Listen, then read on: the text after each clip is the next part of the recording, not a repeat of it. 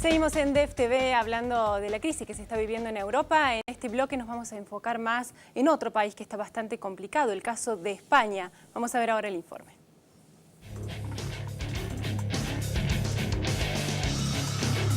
Europa vive azorada una de las crisis económicas más importantes de su historia. Sus principales socios salieron rápidamente a rescatar a Grecia para evitar un efecto dominó en otros países de la Unión. Sin embargo, las consecuencias todavía son imprevisibles y un grande del viejo continente no logra salir del pozo. España lucha para evitar la debacle.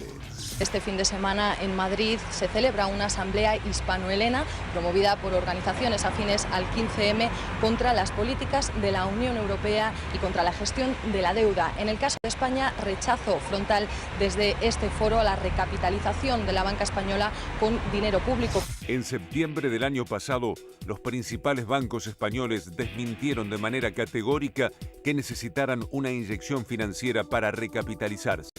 Sin embargo, unos pocos meses después, la realidad era otra. Por ello, el gobierno español declara su intención de solicitar financiación europea para la recapitalización de los bancos españoles que la necesiten. El gobierno español desea aportar la máxima credibilidad al proceso de evaluación y saneamiento del sistema financiero que se está llevando a cabo en cooperación con las instituciones europeas y con el Fondo Monetario Internacional. Ello asegurará la disponibilidad de financiación suficiente y que el riesgo soberano quedará al margen del saneamiento del sistema financiero. El propio presidente Mariano Rajoy, con el firme propósito de llevar calma a su población y a la comunidad internacional, aseguró que la decisión de rescatar a la banca española era pura y exclusivamente una política interna. Sin embargo, la falta de soluciones concretas y palpables hicieron que su anuncio fuera visto como un signo más de debilidad económica. O chefe de governo espanhol, Mariano Rajoy, afirmou neste domingo que a ajuda aos bancos do país foi uma iniciativa da Espanha e não dos sócios europeus. Há menos de 2 semanas, Rajoy afirmou de maneira categórica que os bancos espanhóis não precisavam de resgate. Após uma videoconferência no sábado entre os ministros das Finanças da Eurozona, o ministro da Economia da Espanha, Luis de Guindos, anunciou que o país solicitaria financiamento para recapitalizar os bancos. Mientras tanto, España continúa inmersa en una crisis de la que todavía no se conoce el final ni sus consecuencias. Millones de españoles ven cómo el famoso estado de bienestar se les escapa de las manos y el futuro incierto envuelve al país en un sinfín de protestas. Ni un segundo de tregua. La policía controla a los mineros de cerca para evitar que provoquen cortes de carretera. Registran sus vehículos y piden la identificación. Los mineros, que ya llevan 24 días de huelga, viendo el control policial, prefieren no realizar acciones ilegales. Así que se dirigen a la puerta de Avancit Telecom, una empresa de telefonía que trabaja para la multinacional española Telefónica. Allí los trabajadores protestan por una expulsión inmediata del 30% de la plantilla. La última cumbre del G20 giró sobre el mismo tema. El rescate ya no solo interesa a los miembros de la Unión Europea.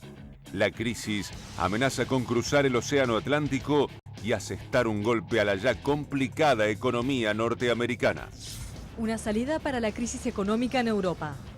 Los jefes de Estado y de Gobierno de los 20 países más poderosos tratarán de buscar remedios a un periodo de inestabilidad en la Unión. La falta de crecimiento y los planes de austeridad que sufren casi todos los países de Europa, de China y de Estados Unidos. El presidente de Estados Unidos, Barack Obama, observa con preocupación la parálisis de la economía europea, que compromete la tímida recuperación de su país. Una economía europea estable y en crecimiento es del interés de todos, incluido Estados Unidos. Bueno, Tomás, te vamos a pedir que nos expliques brevemente y con tu capacidad didáctica que te caracteriza, ¿qué significa esto del rescate español? A ver, digo, como bien decía Luis, en realidad vos o rescatás al gobierno español, que evidentemente está teniendo problemas de endeudamiento, pero a la vez lo que empezó a surgir son problemas en algunos bancos. No en los bancos principales de España. Estábamos justamente conversando, vos sabés que entre los 3 bancos más grandes son Santander, Bilbao Vizcaya y la Caja de Cataluña, que en general están bastante bien, están sólidos en principio. aparte con mucha actividad internacional, o sea, digo, tiene mucho peso en Latinoamérica, ya se ha escrito mucho de que, por ejemplo, el Santander en Brasil lo está salvando el Santander de España. Pero no parecía ser bancos que hasta ahora pasaron todos los test que tuvieron, todos, no pareciera haber demasiado problema, pero sí los bancos chicos, y los bancos chicos tenés que cubrirlo. Entonces está esta doble vía, la vía del Estado, es decir, el déficit que tiene crónico España y que está financiándose caro, y por la otra vía es el lado del sistema financiero.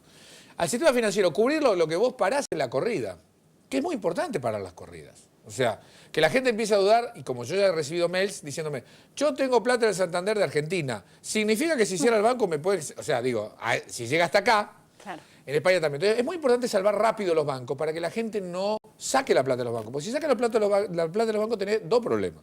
O sea, no uno, dos. Entonces, eso es importante. Y el Estado español ahora tiene que lograr cómo crecer nuevamente. Porque el ajuste sobre el ajuste lo único que lo va a llevar es a pagar más tasa de interés. Entonces, este es el desafío nuevamente de España. Cómo empieza el sendero de crecimiento. Si no crece, vamos a tener la nueva Grecia de España más adelante, con más desempleo y más déficit fiscal. Este es el desafío de España.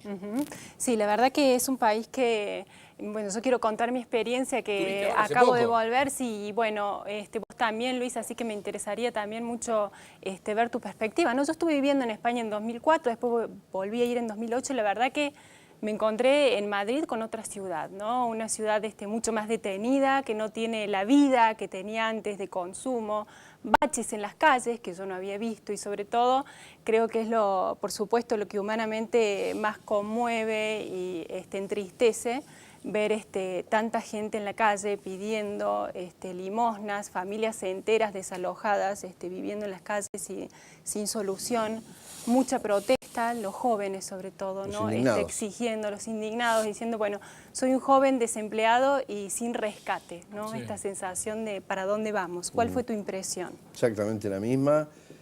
Pasa en menor grado, porque la complicación es menor, en Italia y Francia.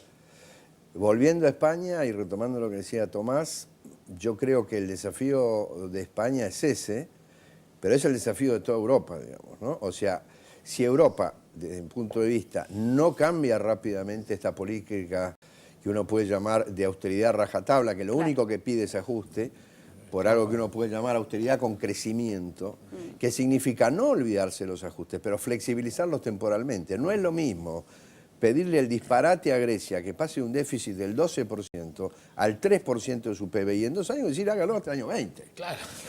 Y después estimular el crecimiento, que es lo que sí está proponiendo Hollande. Pero de nuevo, la condición necesaria es salvar a los bancos, porque si vos tenés restricción crediticia no hay plan que a vos te sirva. A mí me parece que la influencia de Estados Unidos también fue muy importante. Hace 15 días en una, para mí, histórica conferencia de prensa, el propio presidente de Estados Unidos, no una fuente oficial, dijo es hora de que los líderes europeos tomen las medidas que tengan que tomar. Ajuste sobre ajuste, lo único que implica es recesión. Sigan nuestro ejemplo, que es lo que dice Bernanke. Yo coincido, dice Bernanke, que es el número 1 del Banco Central, que es la FED, que con el déficit fiscal no se puede convivir. No puedo tener crecimiento a largo plazo, pero lo que no puedo hacer es con un desempleo récord que él tuvo de 10,5% ajustar. Yo primero lo que voy a hacer es olvidarme del déficit y enfocar políticas de crecimiento. Todo al revés, bajar los impuestos, subir el gasto público, con lo cual hoy, mientras Europa, la euroárea, cae un 1% consolidada este año, Estados Unidos va a crecer de 2,5%. Entonces, una vez que yo logre un crecimiento sostenido el año que viene, no sé cuándo, nadie sabe, del 2-3%, ahí voy a empezar. Porque cuando uno tiene una economía en crecimiento y ajuste es una cosa. Exactamente. Cuando vos tenés una economía que se desbarranca, cuando se desacelera, tenés dos posibilidades. O la sacás, claro, o la hundís. Que es un poco lo que se está viendo hoy, ¿no? La persona se queda sin trabajo y a su vez le recortan la seguridad social y a su vez no le recogen la basura porque también el municipio va cortando gastos y es como que no hay una luz en el camino de decir para dónde salimos, la empresa que ¿no? está, suponiendo que tiene un negocio que quiere salir a invertir y pedir plata prestada, los bancos no saben bien si prestarle o no prestarle, y si tiene que prestarle, como la tasa de interés del Estado subió, la tasa de interés de los privados subió, con lo cual le tiene que prestar a tasas que ya no le son rentables, y estamos con esto. Es decir, vos pensás lo siguiente, la tasa de interés en promedio de los países europeos está subiendo con la crisis. Estados Unidos hizo todo lo contrario, Bernanke, lo que hizo fue destruir la tasa de interés. Y además, cuando había una perspectiva de decir quizás empieza a remontar, dijo, hasta el 2014 ni la muevo. Entonces vos ves que en Estados Unidos, que está empezando a recuperarse, la tasa de interés está por el suelo. ¿Y por qué? Porque una empresa si quiere invertir, una persona si quiere ahorrar, dice, mira, con esto no, vamos a invertir y te da chance. Si la tasa de interés empieza a ser mucho más alta que la inflación, el incentivo a invertir es bajísimo. Entonces no podés tener esto. Entonces, por eso lo del ajuste de Europa no se está entendiendo y te lleva a más recesión. Porque se cae el sector público como gastador, pero no das ningún incentivo al sector privado. Entonces, claro, el privado no solo no compensa, sino que dice, bueno, en estas condiciones me voy yo también. Y la recesión va. Por eso digo, Europa cambia muy fuerte con esta lógica. Alemania acepta que tiene que devaluar el euro. El Banco Central Europeo acepta que tiene que bajar la tasa de interés más fuerte. La inflación hoy no es un problema, sino que la inflación va a tener que ser del doble. Hasta que retome el crecimiento. Una vez que retome el crecimiento, volvemos a hablar de inflación. Pero hoy estar preocupado, si la inflación es 2 o 3, claro, me parece de un nivel de ridiculez enorme. A ver, y este es el problema de Europa, y eso es muy alemán. Es muy el Bundesbank alemán, que es la lógica que tiene que romper efectivamente el Banco Central Europeo. Totalmente de acuerdo.